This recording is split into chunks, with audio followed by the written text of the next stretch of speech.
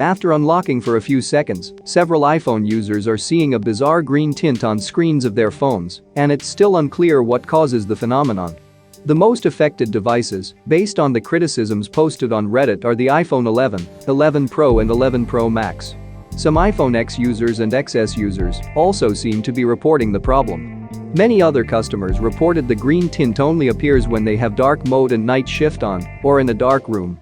Affected customers also say that after iOS 13.4 came out, the problem started appearing. However, some only realized it after updating to iOS 13.5. According to some users, updating the phone to the latest beta will resolve the issue. However, still, the bizarre green tint remains a mystery.